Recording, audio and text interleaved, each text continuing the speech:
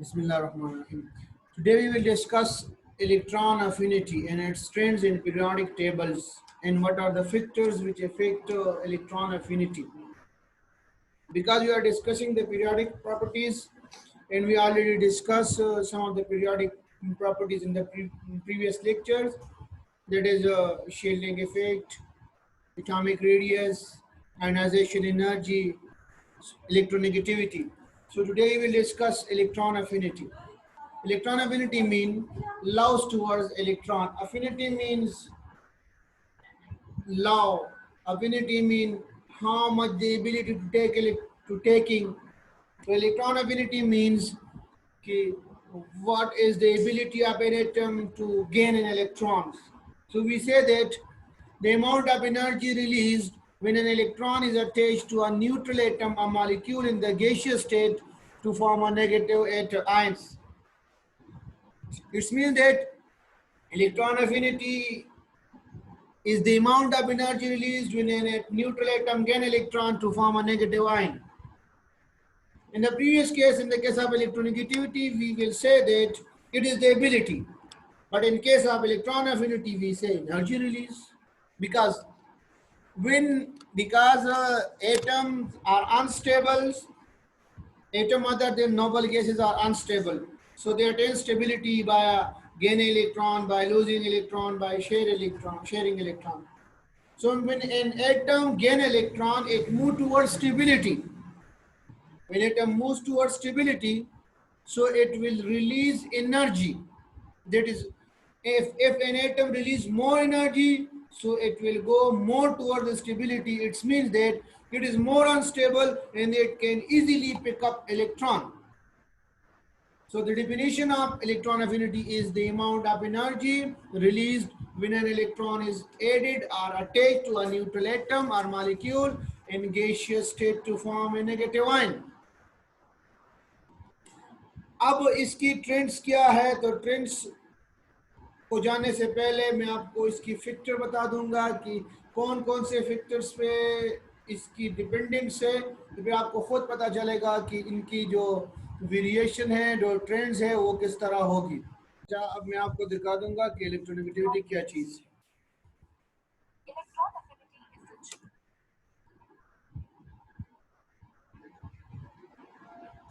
Electron affinity क्या है? It is the change in energy that occurs when a neutral atom in gaseous state gain an electron, releasing energy in the process. Because the atom in the molecule move towards the stability, so it lose electron.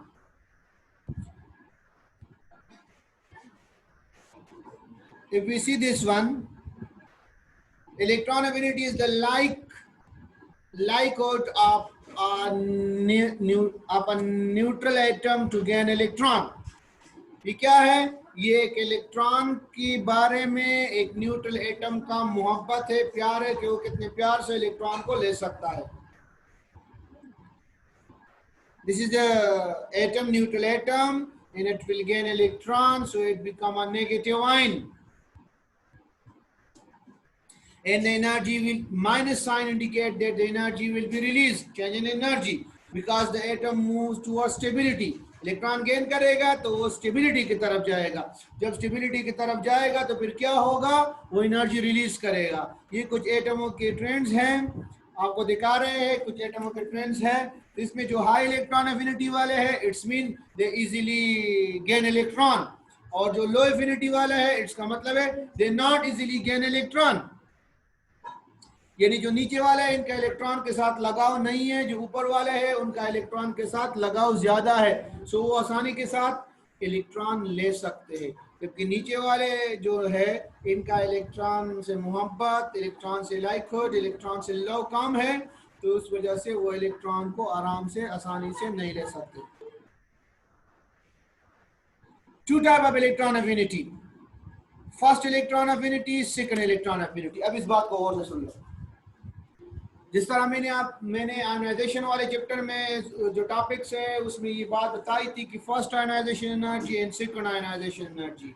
And I also told you that first ionization energy is always less than second ionization energy, और उसकी reason भी दिए है उस lecture में. आप उसको देख सकते हैं. तो यहाँ पर भी है first electron affinity and the second electron affinity. First electron affinity mean when an atom gain first electron to form a uninegative ion and the energy released, the energy change. While second electron affinity when a unit negative, when a uninegative ion gains second electron. अब क्या है, पहले case में energy release होगी, और यह लाजिमी नहीं है क्योंकि जो एटम आसानी से इलेक्ट्रॉन लेगा वो एनर्जी रिलीज करेगा क्योंकि वो स्टेबिलिटी की तरफ जाएगा. लेकिन जो एटम इलेक्ट्रॉन नहीं ले सकता और आप उसमें जबरदस्ती इलेक्ट्रॉन डाल रहे हो तो फिर आपने एनर्जी देनी होगी. तो फिर उसका इलेक्ट्रॉन एफिनिटी पॉजिटिव, उसका मतलब है वो इलेक्ट्रॉन लेने वालों में नहीं है. तो हम कहते हैं कि फर्स्ट इलेक्ट्रॉन एफिनिटी में भी पॉजिटिव और नेगेटिव, लेकिन मोस्टली नेगेटिव. जिन एटम की हम बात करें, इलेक्ट्रॉन लेने वाले एटमों की हम बात करेंगे तो उनकी फर्स्ट इलेक्ट्रॉन एफिनिटी नेगेटिव होगी.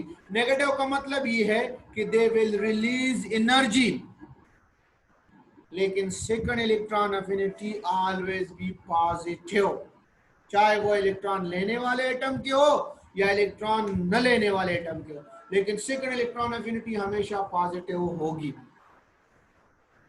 सेकंड इलेक्ट्रॉन एफिनिटी हमेशा पॉजिटिव होगी. उसकी रीजन क्या है?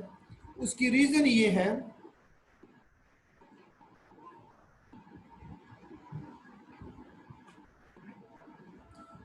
उसकी रीजन क्या है? उसकी रीजन ये है कि जब एक इलेक्ट्रॉन ऐड हो गया किसी एटम में, उस पे आ गया नेगेटिव चार्ज, और इलेक्ट्रॉन पे भी नेगेटिव चार्ज है. अब जब दूसरा इलेक्ट्रॉन आप नेगेटिव आयन में ऐड करोगे तो नेगेटिव और नेगेटिव चार्ज के दरमियान रिपल्जन होगी. तो आपने उसको जबरदस्ती ऐड करना है. जब आप ऐड करोगे तो उसके बाद फिर वो मजीद एनर्जी रिलीज करेगा. तो हम कहते हैं कि इलेक्ट्रॉन एफिनिटी दो किस्म की है, first electron affinity and second electron affinity. First electron affinity क्या है? फर्स्ट इलेक्ट्रॉन एफिनिटी है कि जब पहला इलेक्ट्रॉन गेन करेगा. सेकंड इलेक्ट्रॉन एफिनिटी क्या है? जब दूसरा इलेक्ट्रॉन गेन करेगा. Uninegative ion, energy release when electron is added to a neutral atom, ये नेगेटिव होगी. Second electron affinity is the energy released when an electron is added to a negative ion. लेकिन ये क्या है? ये यहाँ पर है कि second electron affinity is positive and higher than first electron affinity. ये फर्स्ट इलेक्ट्रॉन एफिनिटी से ज्यादा भी होगी और पॉजिटिव भी होगी, यानी रिलीज की बजाय वो पॉजिटिव हमने देनी होगी. जब हम इलेक्ट्रॉन ऐड करेंगे उसके बाद फिर वो रिलीज करेगा. ये देखो, ऑक्सीजन में जब आप पहला इलेक्ट्रॉन ऐड करोगे तो वो -142 किलो जूल पर मोल एनर्जी रिलीज करेगा. अगर हम 1 मोल ऑक्सीजन में इलेक्ट्रॉन ऐड करेंगे तो हमारे पास 142 किलो जूल एनर्जी रिलीज होगी. लेकिन अगर हम -1 ऑक्सीजन में दूसरा इलेक्ट्रॉन ऐड करेंगे तो हमने 844 किलो जूल एनर्जी देने होगी. एंड पे फिर भी हमें एनर्जी मिलेगी, लेकिन वो इलेक्ट्रॉन एडिशन के बाद. इलेक्ट्रॉन एडिशन के लिए इतनी एनर्जी चाहिए. That is why we call it second electron affinity is always positive.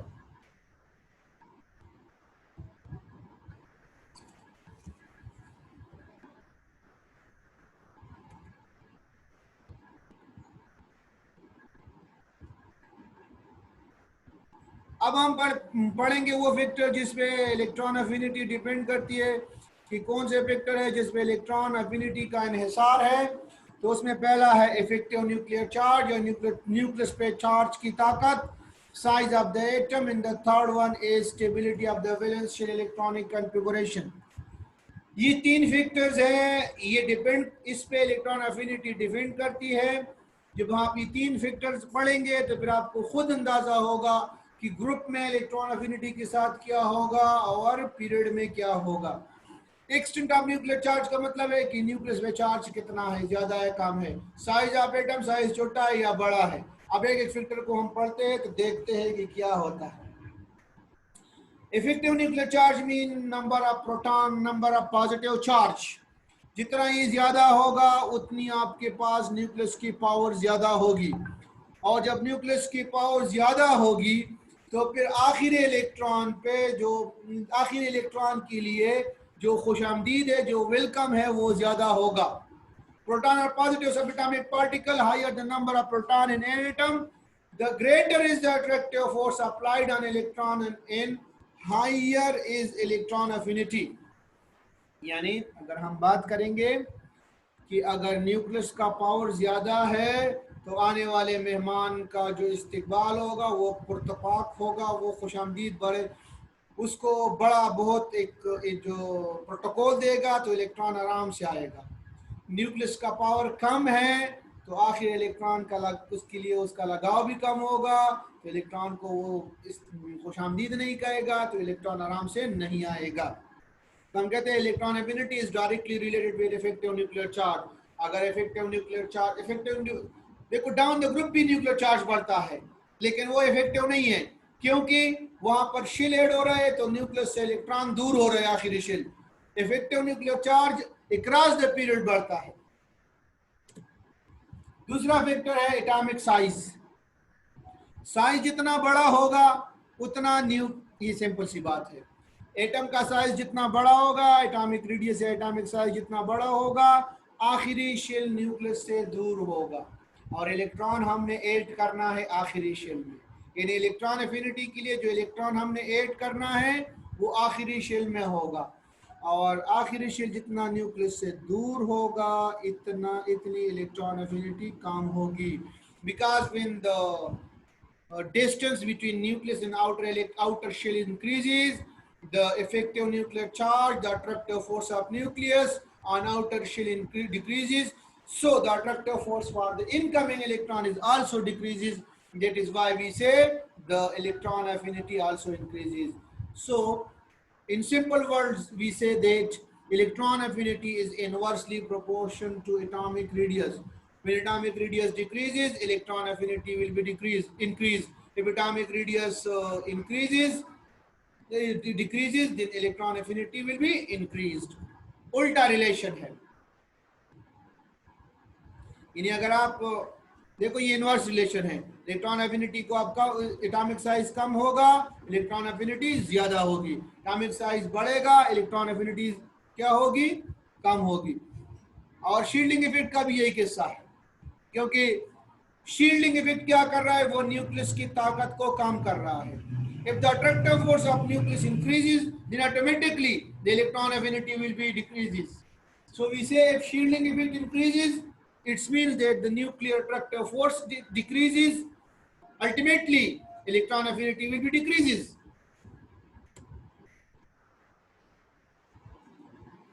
Electronic configuration. Electronic configuration अगर हमारे पास स्टेबल है तो फिर उसमें इलेक्ट्रॉन को ऐड करना मुश्किल होगा. इलेक्ट्रॉनिक कन्फिगुरेशन अगर स्टेबल है तो फिर इस तरह की एटम में इलेक्ट्रॉन की एडिशन मुश्किल होगी और इसकी इलेक्ट्रॉन एफिनिटी या तो पॉजिटिव होगी या जीरो होगी या कम होगी. अब स्टेबल इलेक्ट्रॉनिक कन्फिगुरेशन कौन सा है? स्टेबल इलेक्ट्रॉनिक कन्फिगुरेशन वही है जिसका जो आखिरी सब शेल है, P होगा, S होगा, D होगा, F होगा, अगर वो कंप्लीटली फिल्ड है, यानी इसमें 2 है, P में 6 है, D में 10 है, F में 14 है, अगर वो कंप्लीटली फिल्ड है तो इसका मतलब ये होगा कि वो स्टेबल है. या वो हाफ फिल्ड है. हाफ फिल्ड का मतलब ये है कि अगर P में 3 है, D में 5 है, S में 1 है, तो ये मोर स्टेबल होगा एज कंपेयर टू अदर.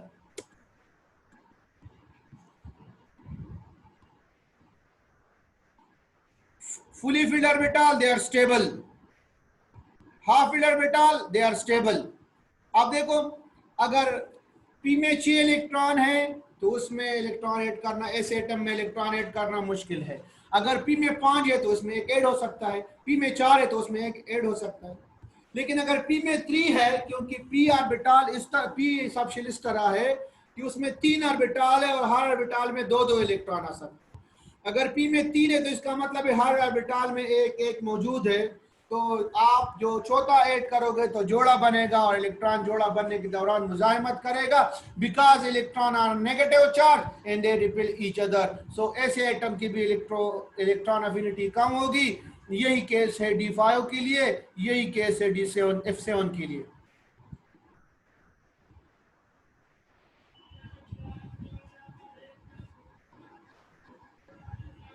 आप देख लो, ये कार्बन है और नाइट्रोजन है।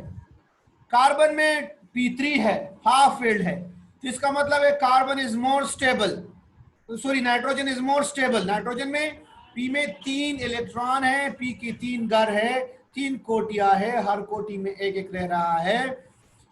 अब कार्बन में 3 कोटियां है लेकिन 2 में इलेक्ट्रॉन है, एक खाली है। अब खाली कोटि में इलेक्ट्रॉन आराम से जाएगा, खुद सोच लो, या जिन कोटि में एक एक इलेक्ट्रॉन है वहां पर जाएगा। अब खाली कोटि में आराम से जाएगा। सो कार्बन की इलेक्ट्रॉन अफिनिटी ज्यादा होगी नाइट्रोजन से, क्योंकि नाइट्रोजन मोर स्टेबल है।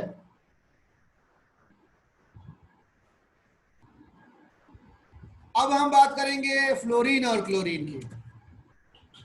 फ्लोरीन का साइज छोटा है, तो जब साइज छोटा होगा तो हम कहते हैं सिंपली इलेक्ट्रॉन अफिनिटी इंक्रीज होगी, क्योंकि न्यूक्लियस का आखिरी शेल पे कमांड ज्यादा होगा। लेकिन ये फ्लोरीन थोड़ा एक्सेप्शनल केस है, क्योंकि फ्लोरीन का साइज बहुत छोटा है, तो आने वाला इलेक्ट्रॉन जो है, तो ये इन इलेक्ट्रॉनों का जो नेगेटिव चार्ज है वो बहुत कंसंट्रेटेड है, वो बहुत कम एरिया पे डिफ्यूज है।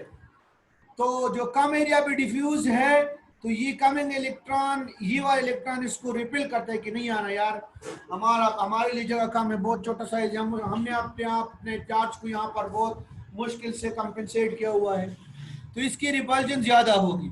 अब ये वाला इलेक्ट्रॉन आ रहा है तो इसका साइज बड़ा है, तो इनके आखिरी इलेक्ट्रॉनों की जो नेगेटिव चार्ज है वो ज्यादा एरिया पे डिस्ट्रीब्यूट है, तो इसी वजह से इसका जो इलेक्ट्रॉन अफिनिटी है वो फ्लोरीन से थोड़ी सी कम है, फ्लोरीन से ज्यादा है। फ्लोरीन के कम है, क्यों कम है? क्योंकि उसका एक्स्ट्राऑर्डिनरी स्मॉल साइज है। अगर जो स्मॉल साइज, ये तो एक्सेप्शनल केस आपको बता रहा हूं।